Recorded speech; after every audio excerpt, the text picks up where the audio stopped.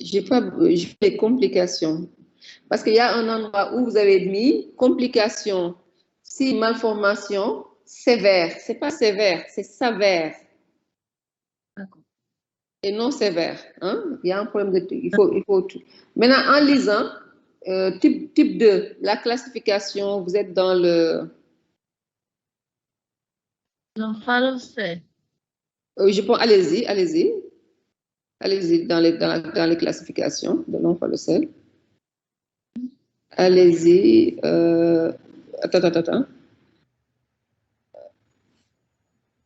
Non, donc c'était dans la classification de trucs. Alors, dans la poroschisis. Allez, continuez.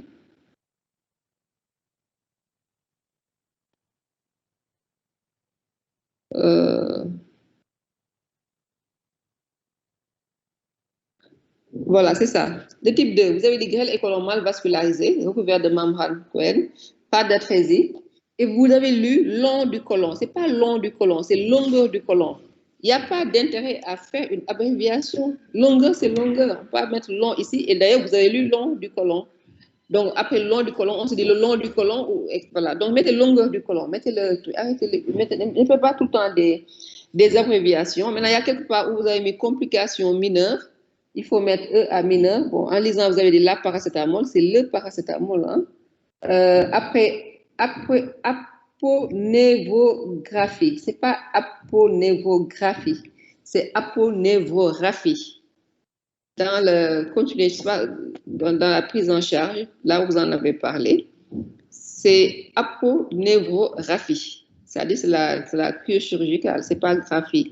Donc, il y a quelques terminologies comme ça pour laquelle vous avez fait quelques erreurs. Maintenant, après, il y a un aspect, c'est un cours qui est très bien, hein, je vous l'ai dit déjà, très fouillé et tout, mais c'est la même question, ou en tout cas la même remarque qui a été faite hier par docteur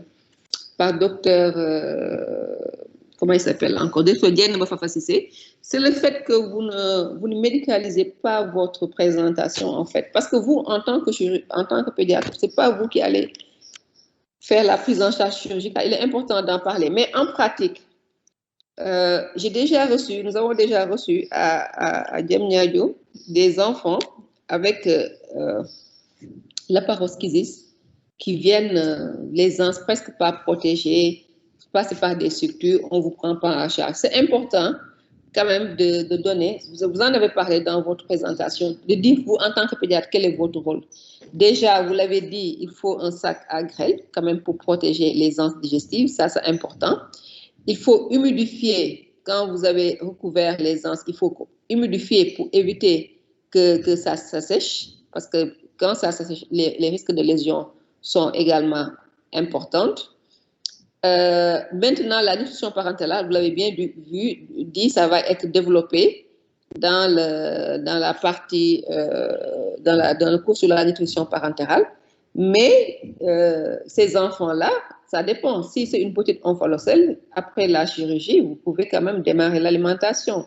Maintenant, selon le type qu'on a, selon qu'il s'agit d'une grosse omphalocèle, on a des difficultés qui peuvent survenir au moment où on fait l'alimentation. Et les risques d'occlusion et tout ça, vous en avez également parlé, c'était important. Donc, maintenant, vous l'avez dit, hein, ce sont des enfants qui ont surtout la paroschisis où il y a tous les viscères sont les souffrances d'échange thermiques sont très importantes, sont des enfants qui sont à risque de faire une hypothermie. Ça également, voilà, vous en avez parlé. Donc, pour vous, en tant que pédiatre, vous avez ce rôle-là de gérer les problèmes d'hypothermie, d'avoir des apports hydroélectrolytiques corrects, parce que quand c'est de gros défects, en fait, il faut que l'enfant, en fait, fabrique du tissu, hein, et même pour l'épidermalisation, en fait, au moment après la chirurgie, on a besoin d'apports protéiques suffisants, d'apports caloriques suffisants pour que l'enfant puisse cicatriser, fabriquer du tissu, etc. Donc, c'est quand même des aspects sur lesquels on attend les pédiatres, bien que, voilà, même quand les enfants, les techniques de réintégration progressive, en général, le mieux, c'est de les faire en néonatologie. De ce fait, vous, en tant que pédiatre, vous vous occupez de tout ce qui est autour de la température, autour des apports hydroélectrolytiques. des apports caloriques et le chirurgien, tous les matins, passe pour voir est-ce qu'il peut réintégrer un peu progressivement jusqu'à ce qu'on arrive à la réintégration totale. Voilà. Donc, je pense que quelques petites remarques. Hein. Bon, vous avez vu que c'est vraiment quelques petites remarques que je vous fais. Voilà. Mais je pense que c'était quand même bien. C'était assez fluide. J'espère juste que vous avez, c'est votre cours. J'espère juste que c'est votre cours. Donc, parfois, Oui. c'est votre cours, c'est vous qui l'avez construit. Hein? Oui. D'accord, je vous fais confiance. D'accord, en tout cas, merci. Et on va passer. Vous pouvez déjà. Mais les autres, hein, il faut que vous vous réveillez. Hein, je ne sais pas ce qui se passe là. Ou bien c'est le matin. Vous n'êtes pas du matin, apparemment. Donc, on va passer au Modugay. Modugay, c'est quel Modugay? C'est professeur Modugay ou Modugay DS?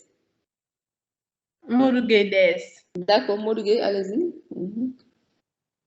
Prof, excusez-moi, hein, merci seulement pour la présentation. En fait, ma question s'adresse au prof. Oui. Est-ce qu'au cours de votre expérience au Sénégal pratiquement, vous pouvez nous parler du pronostic de ces enfants qui ont ces malformations de la paroi abdominale, surtout en post-op. Mauvais. Surtout en post-op. Mauvais. C'est-à-dire, moi, je pense qu'on ne peut pas prendre en charge des laparoschisis avec vraiment des défects importants sans matériel de synthèse. Sans matériel de synthèse. Pour moi, ce n'est pas possible. Il y a un enfant pour qui j'ai insisté pour qu'on mette du matériel de synthèse parce que je me disais que si on réintègre, et puis ce qui est dommage, c'est qu'ils sont tout beaux. C'est de beaux enfants. Ils n'ont rien d'autre que les viscères qui sont à nu. Quand ils viennent de naître, un bon poids, un très bon comportement neurologique. Mais c'est la réintégration que les gens veulent faire en un temps qui pose problème parce qu'ils n'ont pas toujours ce matériel de synthèse. Quand c'est de laparoschisis, j'ai toujours eu de mauvaises expériences. Peut-être que, voilà, ça c'est moi parce que c'est de gros défects. Les omphalocèles, il y en a eu de petites omphalocèles, vraiment pour qui on n'a pas eu de soucis. C'est quand c'est de grosses omphalocèles avec le foie, même que vous voyez dans le sac, que les pronostics sont très mauvais. Mais la laparoschisis, j'ai l'impression, pourtant on a l'impression que c'est plus facile à prendre en charge, hein, mais c'est le fait de vouloir réintégrer tout et de fermer tout de suite qui pose problème. Parfois, on sent même à travers la suture qu'il y a une tension sur la paroi abdominale. Bon, maintenant, après-demain, il y a peut-être docteur Dior qui va se connecter pour le cours sur les malformations anorectales. Si elle le fait, on leur demandera. Mais moi, déjà, il y a l'aspect sceptique. Souvent, ils ont été transférés dans des conditions inadéquates. Il y a un enfant qui était parti en chirurgie à l'Hôpital Dantec, mais si vous voyez l'état dans lequel il est arrivé chez nous, c'était désespérant parce que moi, je me dis, même si en chirurgie, on ne prend pas en charge le malade, ne serait-ce qu'acheter à la boutique un sac, hein, vous allez me dire que le sac là, il n'est pas stérile, mais l'intérieur est plus propre que les linges qui sont utilisés et qui sont sur les viscères de l'enfant. Donc, au moins, quand vous les recevez, si vous n'avez pas de sac à grains stérile, si vous avez au moins du matériel propre, par exemple, ce qui est utilisé pour poser les cathéters et tout, enveloppez cet enfant-là, vraiment pour protéger ses viscères et faites en sorte que le transfert se fasse dans des conditions correctes.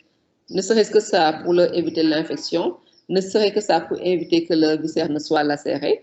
Et puis maintenant, quand vous les recevez, gérez les problèmes d'hypothermie, travaillez avec asepsie, gérer les apports et faites tout pour que les chirurgiens les prennent en charge.